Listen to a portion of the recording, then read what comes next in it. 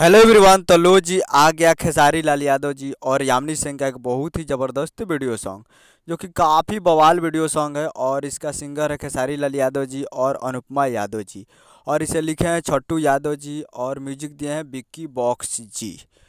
तो बवाल video song आ चुका है, जो कि आपको स्क्रीन के ऊपर दिखाई दे रहा है। जिस सॉन्ग का टाइटल रखा गया हसीना, जो कि फुल वीडियो सॉन्ग रिलीज हो चुका है 24 तारीख को सुबह 7 बजे ये रिलीज हो चुका है।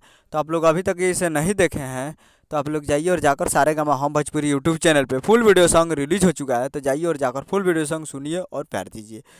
तो ये आज 24 तारीख को सुबह 7 बजे रिलीज हो चुका है, जो कि काफ़ी ज़बरदस्त वीडियो सॉन्ग है। तो आप लोग जाइए और जाकर सारेगामा पे देखिए। खेसारी लाल यादव जी हैं वीडियो में और यामिनी सिंह जी हैं।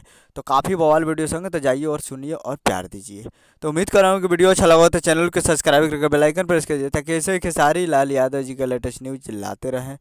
मिलते हैं अगले वीडियो में, तब तक के लिए जय हिंद जय भोजपुरी। तो जाइए और सारेगामा पे फुल वीडियो सॉन्ग, काफ़ी बवाल वीडियो सॉन्ग है। तो जाइए और सुनिए और प्यार दीजिए।